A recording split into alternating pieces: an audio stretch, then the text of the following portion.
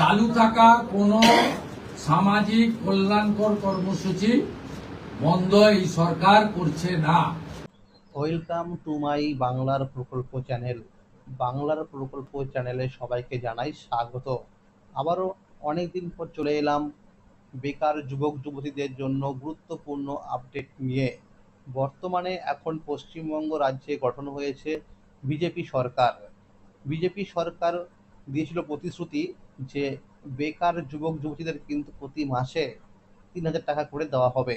তৃণমূল সরকার থাকাকালীন যে সমস্ত প্রকল্প ছিল, যেমন যুবশ্রী, যুবসাথী, এই সমস্ত প্রকল্প কি বন্ধ হয়ে যাবে, নাকি এই প্রকল্পের টাকা দেওয়া হবে, সেই বিষয়ে কিন্তু সঠিক আপডেট জানানো হয়েছে আজকের এই গুরুত্বপূর্ণ ভিডিওটির মাধ্যমে। তাই বন্ধুরা, ভিডিওটি সম্পূর্ণ দেখুন। সম্পূর্ণ দেখলে জানতে পারবেন অনেক কিছু আপডেট। গতকাল ছিল 11ই মে, সোমবার। নবান্নে মন্ত্রিসভার বৈঠকে মাননীয় মুখ্যমন্ত্রী শুভেন্দু অধিকারী জানান যে আগের সরকারের কোনো প্রকল্পই বন্ধ হবে না, যেমন চলছিল সেভাবেই চলবে।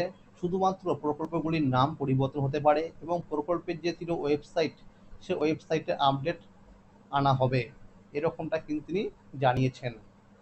এবার প্রশ্ন হলো, যুবশ্রী প্রকল্পের মাধ্যমে যে দেওয়া হতো 1,500 টাকা করে, এবং যুবসাথী প্রকল্পের মাধ্যমে দেওয়া হতো 1,500 টাকা করে, তবে এই দুই প্রকল্প কি বন্ধ হয়ে যাবে, না এই দুই প্রকল্প একসঙ্গে যুবশক্তি নামে যে প্রকল্প বিজেপি সরকার করেছে, এই প্রকল্পের মাধ্যমে টাকা দেওয়া হবে? এই বিষয়ে আমরা সূত্র মারফত খবর পেয়েছি, যেহেতু আগের সরকারের সামাজিক প্রকল্প বন্ধ করা হবে না, সেহেতু যুবশ্রী প্রকল্পের মাধ্যমেও যে টাকা দেওয়া হতো 1,500 টাকা করে, এই প্রকল্প কিন্তু চালু থাকবে। এমনও হতে পারে এই প্রকল্পের মাধ্যমে যে দেওয়া হতো 1,500 টাকা করে, এই প্রকল্পের মাধ্যমে কিন্তু বর্তমানে দেওয়া হতে পারে 3,000 টাকা করে। অর্থাৎ যুবশক্তি প্রকল্পের মাধ্যমে বেকার যুবক যুবতীরা কিন্তু পাবে প্রতি মাসে 3,000 টাকা করে। এবার প্রশ্ন হলো, এই টাকা কবে থেকে দেওয়া হবে?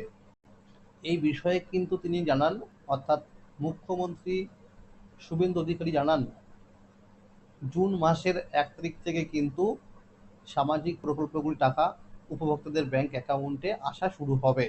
অর্থাৎ 1 জুন থেকে কিন্তু যুবশক্তি প্রকল্পের 3,000 টাকা করে দেওয়া শুরু হবে, এরকমটা কিন্তু তিনি জানিয়েছেন। নারী ও শিশু কল্যাণ মন্ত্রী অগ্নিমিত্রা পাল জানান, এসআইআরে যাদের নাম বাদ দেওয়া হয়েছে, অর্থাৎ যারা ভারতীয় নাগরিক নন, তাদের কিন্তু সরকারি কোনো প্রকল্পে টাকা দেওয়া হবে না। অর্থাৎ নাম বাদ দেওয়ার পরেও যারা টাকা পেয়ে আসছিলেন, সে সমস্ত গ্রাহকদের কিন্তু টাকা ফেরত দিতে হবে, এরকমটা কিন্তু তিনি জানিয়েছেন।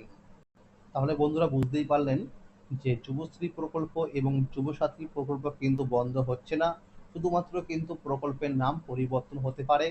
যেমন আর্থিক সহায়তা দেওয়া হতো, সেই আর্থিক সহায়তা কিন্তু দ্বিগুণ করা হবে, এরকমটা কিন্তু সূত্রের খবর। এবং যারা নতুন করে আবেদন করতে চান, তাদের জন্য কিন্তু অনলাইন এবং অফলাইন দুই মাধ্যমেই সুযোগ থাকবে। অর্থাৎ যাদের বর্তমানে ভোটার লিস্টে নাম রয়েছে, তারাই কিন্তু আবেদন করতে পারবেন, এবং যারা টাকা পেয়ে আসছিলেন যুবশ্রী প্রকল্পের এবং যুবসাথী প্রকল্পের, তাদের কিন্তু আর নতুন করে আবেদন করতে হবে না।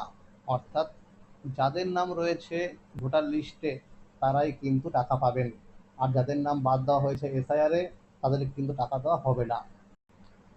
আর মনে রাখবেন, এইবারে কিন্তু টাকা দেওয়া হবে ডিবিটি পদ্ধতির মাধ্যমে। আপনার যে ব্যাংক অ্যাকাউন্টের সঙ্গে ডিবিটি লিঙ্ক করা থাকবে, সেই অ্যাকাউন্টেই কিন্তু সরকারি প্রকল্পে টাকা দেওয়া হবে।